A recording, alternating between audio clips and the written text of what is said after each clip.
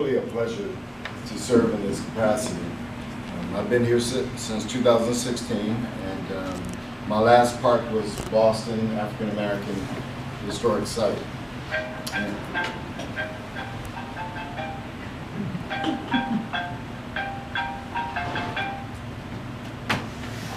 And after 27 years, one of the things that's really important for this space that I'm sitting in is that I've been able to lean back on my experience as a National Park Ranger. I started as a very young ranger, and now I'm a superintendent. And what's beneficial to this place is that I bring all that experience to Fort Monroe. I understand what it's like to stand at a booth. I know what it's like to visit and talk to people from across the country and from international groups as well. But I also understand the ingredients for a very good and solid park. Most parks stand up. It takes about 25, 30 years for them to stand up.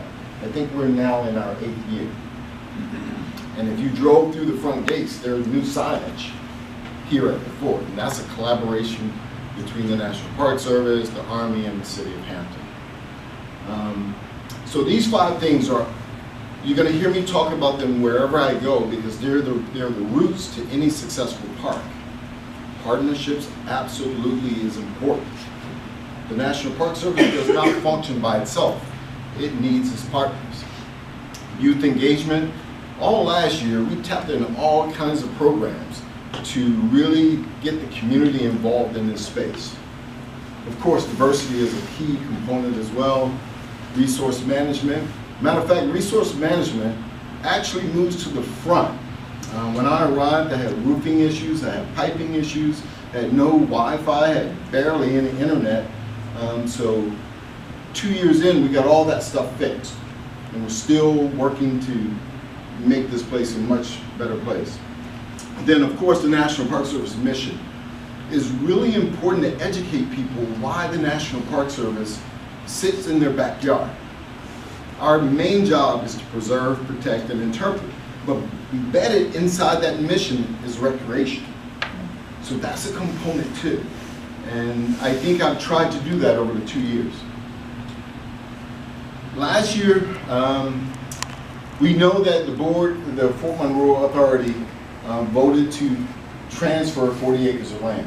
As Glenn alluded to earlier, the National Park Service was not ready to take on that for the following reasons. And I won't read all of this, but just know that the agency has a ton of backlog. Everything from buildings to roads, it's very, very heavy stuff. But what the director is trying to do, he wants to put an easement over the 40 acres. It still, in his opinion, allows for the protection of that space, and it allows us to keep our costs at a minimum. So I can share this slide with you later if you want to take notes. Or take these notes home with you. I'm emphasizing partnerships because every one of you in this room I kind of know on a first-name basis. And that's a really good thing. I've been to national parks, and there's some superintendents that don't know more than 3 partners in their community. And this is really great that you guys show up for these kind of things. And I hope someone is recording this because I think it's important that you recognize that I recognize partnerships is an important thing. Last year we improved our staffing. I went from 1 employee with Aaron. You guys know Aaron? Yeah. And now I have a brand new employee, Richard Cox. Now this is a very important position he holds. He's the facility manager. That position is really thinking 5 years, 10 years down the road, because what we're going to do is inventory all our resources, and then we're going to do a 5-year plan so that the government can get some of the heavy stuff fixed. Pipings, waterway systems, utilities, all that kind of stuff. And he and I are going to work on that very soon. That is a major, major big deal. Of course, reaching out to young people is really important. And then, of course, diversity. And I think as a collective group, we've done that very well this year. Quarters 1, my goal last year was to have the building painted by the time we open up the new visitor center. So we're on track. Starting in April, we're going to fix the front steps. We've been working on that for about a year. We're going to replace the front columns. That took a little bit of effort because you just can't order them from Home Depot. They have to be specially made. And we had to send them back a few times for them to get it right. As far as painting, they're going to start painting the building, the masonry part of it, sometime around early May. And we should have a nice, clean, white building by the time we get to August. That deserves a round of applause for us.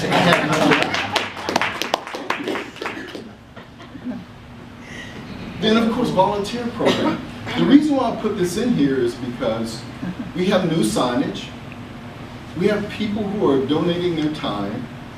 But this year, or last year, one of the things we did was we bought all the volunteers new jackets and hats. And they're going to have uniforms going forward. And, you know, Glenn and I, when we collaborated on this, we thought, you know, volunteers are just like employees. We don't treat them any differently. So that's a really good thing for this space. It gets the community involved, and they become ambassadors for this space. Again, youth outreach, very, very important. Let me give you an example of how effective this is. There's a program called HOPE, Hands-On Preservation Experience, where we take young people from the community. I actually get to go out and hire these folks, bring them into the space. They work on the buildings, they do preservation crafts, preservation work, and they become ambassadors of the space, but I tweaked the program a little bit. I now have them work 640 hours. That's a little trigger in the government that allows young people to get into the government non-competitively. They don't have to use, you know, the standard authorities that the rest of us have. They actually get a different kind of hiring authority for about 2 years. And then I could just hire them right on the spot if I had a position. And that's really making good use of these young folks. Social media. You know, we didn't really have a good social media platform when we started. Now we have over 500 people just on our Facebook. I'm probably undervaluing the number, but I know it went up about 110% since June of last year. And our Twitter and our Instagram programs are just going like crazy. I love showing this picture so that anytime my boss says, "What are you doing?" I just show him this water feature and say, "I'm pretty busy." But this is what keeps me up at night. I can do all the programs, I can do all the youth and outreach kind of things, but when it rains, that water filters into the basements of building 50, quarters 1, and it's a nightmare for me. And when I call and ask for money, the cavalry doesn't come right away. And I think we all have those issues, but you know, it's a really scary thing. Kids in kayak. Last year, I think we had about 100 kids participate in this program. And we partnered up with the James River Association. This year, I think we have over 500? Yeah, we're working on like yeah, somewhere around 500 kids coming this year. And then, of course, the 400th anniversary is a really important year. It's 400 years since, you know, the arrival of Africans in the space.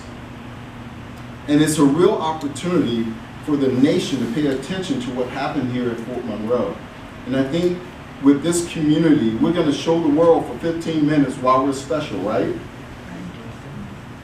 Right? Yeah. Mm-hmm. Okay.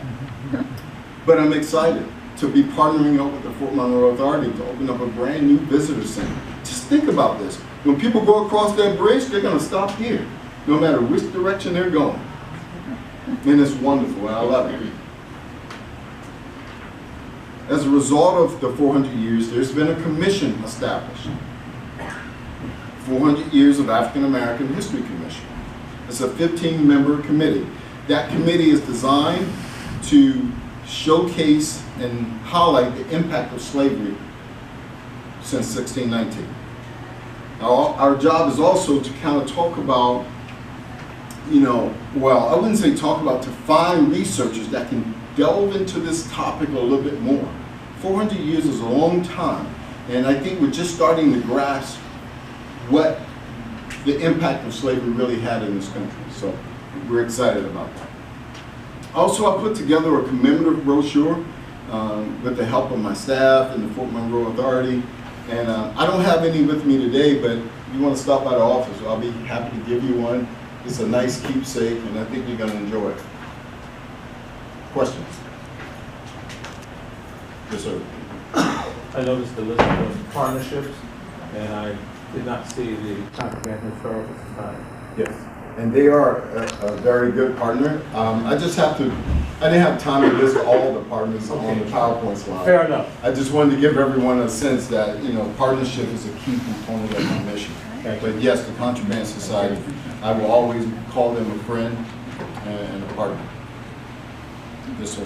Chair, I just want to make a comment. I congratulate you and Chairman Oder for your patience on the 40 acres or 44 acres along the beachfront. There's a lot of support for that in the background, and in the long run, I think that will transfer and make the park and Fort Monroe a greater place. So thank you for your, I know you have to stand up to salute, but I appreciate that. thank you. And I want this community to know that we are committed to making sure that space is protected. Any other questions?